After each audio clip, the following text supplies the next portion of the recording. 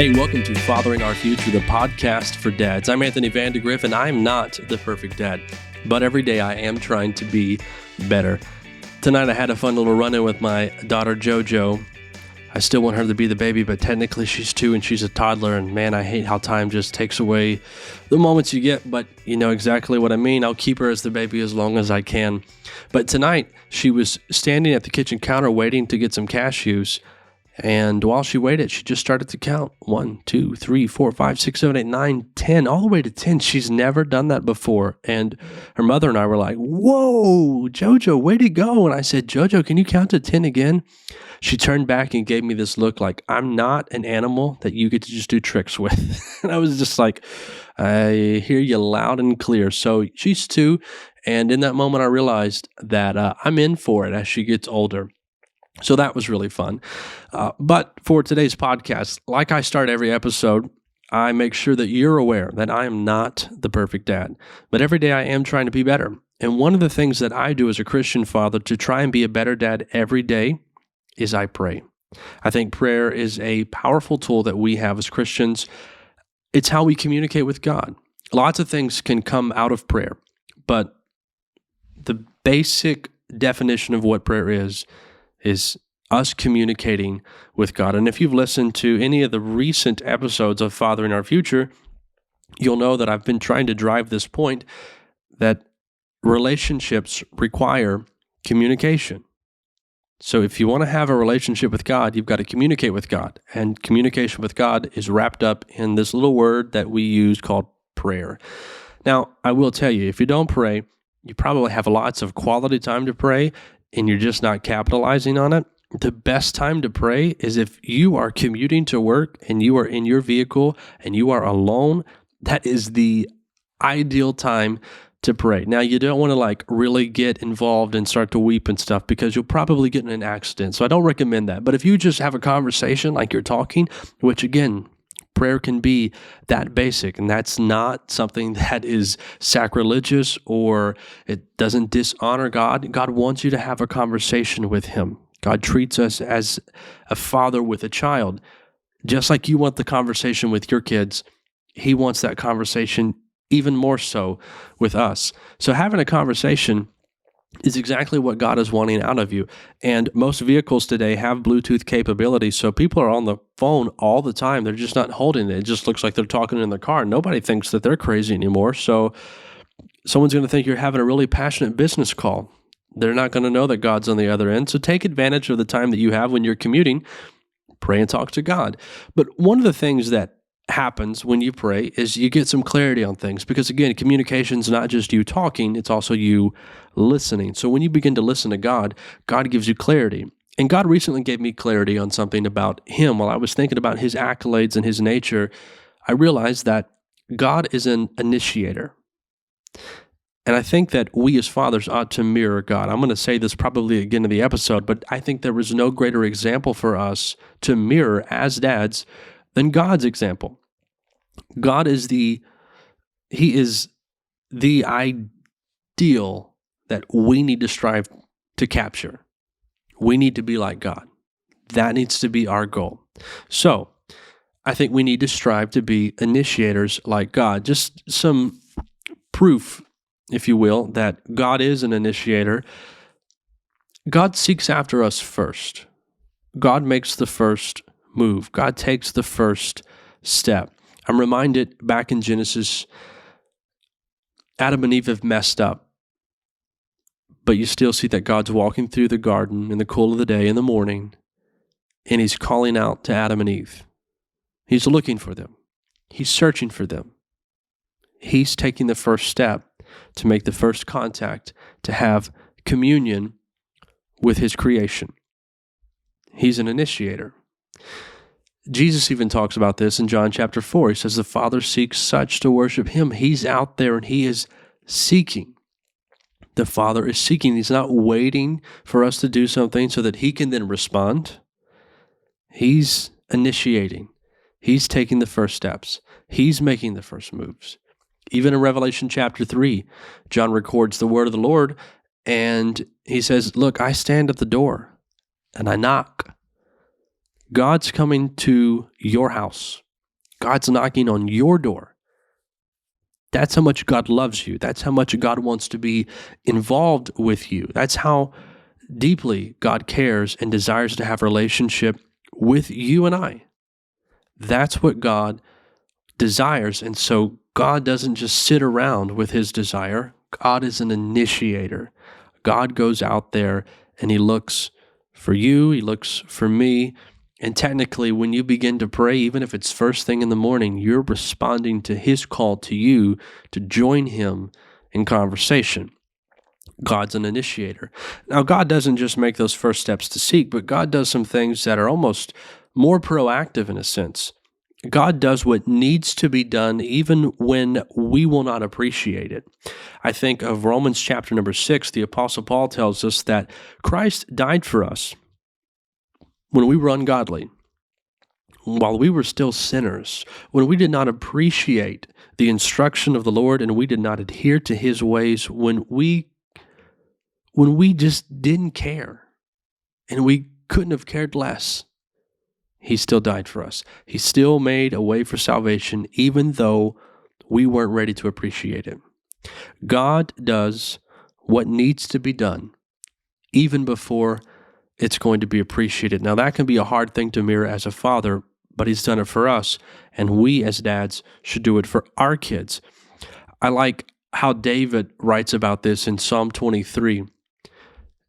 David says in verse number 5 that God prepares a table for us. Even when we're in the presence of our enemies, when we are surrounded by opposition and adversity, God is over there preparing a table, knowing that as we're going through this difficult time, we're going to need to take a break. We're going to need to be refilled and replenished. And God's over there already setting the table, already preparing it, already inviting us to say, look, things are difficult, things are challenging, but I've made something for you. And he's inviting us. He's taking that first step. He's initiating this meal that we get to have with him at the table that he has prepared in advance for us. God's an initiator. I think of Luke 15, and I'll wrap this up because I like the Bible. But Luke 15, we talk about the parables that I think we give bad names to: the lost sheep, the lost coin, and the lost of the prodigal son. But God is that shepherd that goes out and searches and seeks for that lost sheep. God's that woman that desires to find that lost coin, and so she cleans the house. God is that father who steps away from responsibility to wait and watch and to look for his son to just peek over that horizon so that he can run to him and embrace him. God is an initiator.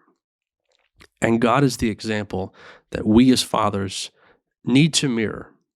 There is no greater example for us as dads to imitate. So if God is an initiator, you and I, as dads, we need to be initiators too. So this means that we need to seek our children, that we need to pursue them, that we need to be initiators. We need to speak first to them. When you wake up in the morning, don't wait for your child to greet you. You want to be the one who greets them first. Now, maybe they wake up really happy. I personally enjoy sleep. I have a hard time with the mornings. And there are some times that the kids come down into the room and they're like, "Hey, Daddy, good morning." I'm like, you beat me to it, but it's good to see you. I love you a lot. You're not always going to be perfect. But the point is that we try. We try to be better. Whenever you have the opportunity to engage in conversation with your kid, take advantage of that. Now, there's going to be times that you have to do things that you need to do. There's going to be times that you need to speak to your wife because you want to love her the most. I get that. But when you have the opportunity, when there's that chance to engage or to invite them to be in conversation with you, take advantage of that opportunity and be an initiator. Speak to your kids. Ask the questions first. Express care and love first. There will be times your kids are super sweet and you'll be the one who says, "I love you too." But always strive to be the dad who says, "I love you." You say it first. You initiate that exchange of affection. Be an initiator. So you seek them. You pursue them. You speak first. Now, here's the thing. I talked about how God, as an initiator, sometimes does things ahead of time, sometimes before they're appreciated, sometimes before they're technically needed, knowing that they will be needed. You can do that as a father. You have been there and you have done that. It doesn't matter how old you are. I'm 32, but it seems really easy for me to think back to when I was a kid, when I was a teenager, when I was a young adult. It doesn't seem like it was that long ago, and I don't want to convince myself that it actually was a pretty long time ago, but it doesn't seem that way. It's really easy to think back and be like, hey, I remember the pressure here, and I remember the struggles there, and I remember all the difficult issues that I dealt with at that point. As a dad, knowing this, knowing that your kid's going to go through that stuff, yeah, there's going to be some cultural differences, but that's why we have the study of psychology, because by and large, adults and humans tend to do the same things over and over and over and over and over again. This is why we can understand behavior and we can see the patterns. So you were there, you went through it, you have a pretty good idea of what your children will face as well. Do some things in advance that are going to help them down the road. They might not appreciate it right now, but one day they will.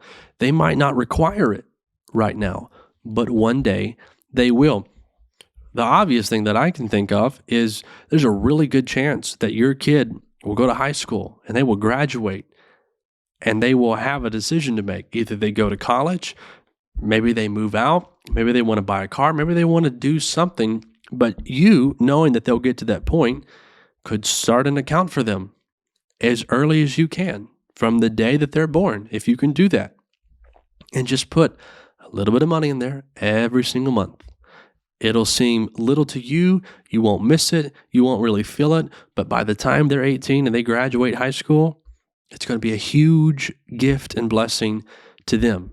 They won't need it in third grade. They won't appreciate it in sixth grade. But when they graduate from high school, they probably will need it, and they definitely will appreciate it. So think about the things that your children are going to go through. Think about the things that they're going to need and be an initiator. Get it done. Now, the other thing that I want to say, God doesn't really have to do this with us because God is perfect in all of his ways, but we are not. We make mistakes, and there will be times that you make mistakes with your children. There might be tension in your home right now. You might not really be on happy talking terms with your child. You need to be the initiator. You need to be willing to go to them first and to say, look, I did this and it was wrong, and I'm sorry. If you're the one who needs to ask for forgiveness, you need to be the one who initiates that conversation. It's not about having pride. It's not about thinking that because you're the dad, you can do whatever you want and you're not wrong if you think that way. You really need to work on some things. I was going to say you just need to walk out now because you're just going to do damage. Stick in there. Stick with it. But you can't have that mentality. Your child needs to see that you're wrong from time to time. But whenever that happens, we're talking about the tension that you're going to have with your kid. You need to be the one who says, look, I messed up. I said this and I shouldn't have. I did this, and in hindsight, it was reactive. It was too harsh. It was uncalled for. And I'm sorry. And I'd like you to forgive me. I'm asking you to forgive me. I want to be better. I want to improve. I acknowledge what I did, and I can see how it can make you feel the way that you feel. If you're not on talking terms with one of your children, you need to be the initiator.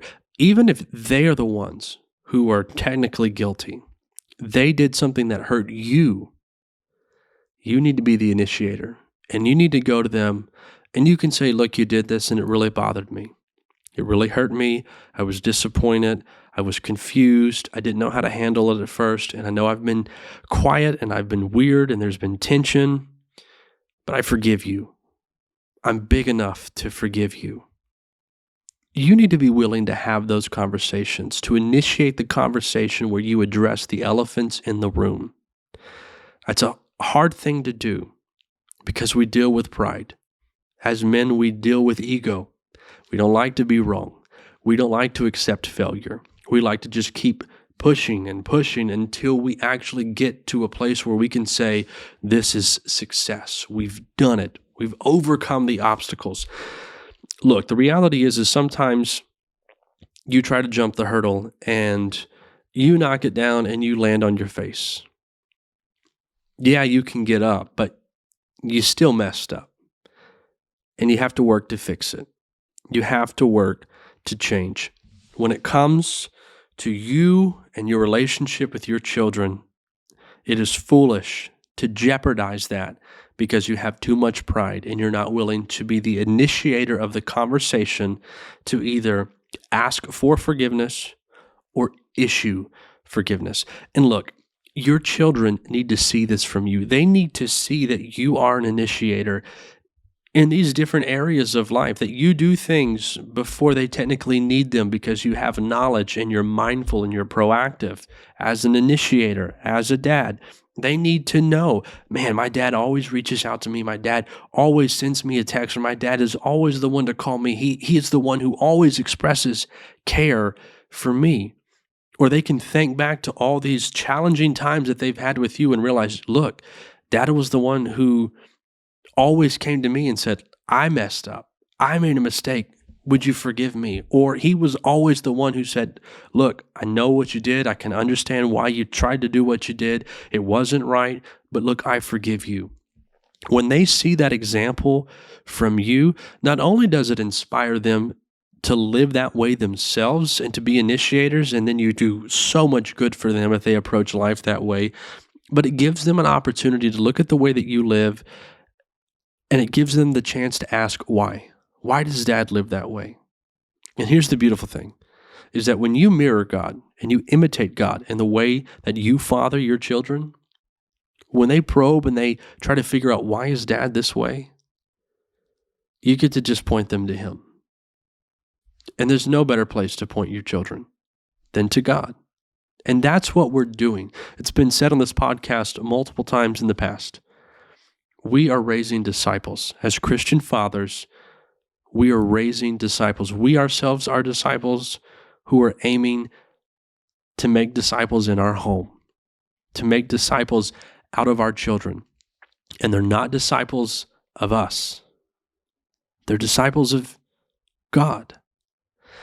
And that is something beautiful that we get to be a part of when we imitate God and we follow his example. If we will try to father our children the way that God engages and interacts with us, they'll remember us. And as a dad, I want that to be the case. I want my kids to remember me. God forbid anything happen to me. I want my kids, even at this young age, to grow up and be like, man, dad was the best. I remember this about dad. I remember that about dad. I remember dad doing this. But I want all of those memories of all of the attributes that I possessed and the character that I have. I want them to see that. And I want them to see past me. And I want them to see Jesus. Because that's the goal. In fathering our future, that is the goal. To get them to be disciples of Jesus. That's what we're doing. So, mirror God. Be like God. God is an initiator, and you ought to be too. This is Fathering Our Future, the podcast for dads. I'm Anthony Vandagriff. Thank you so much for being with me, and I hope you will join me next time. Hey, I hope you've enjoyed today's episode. Make sure to subscribe to the channel. Also, don't be shy. Please connect with Fathering Our Future on social media and become a part of the community that values fathers, that aims to help men love being dads, and to help dads be better dads every day so that together we can better father our future.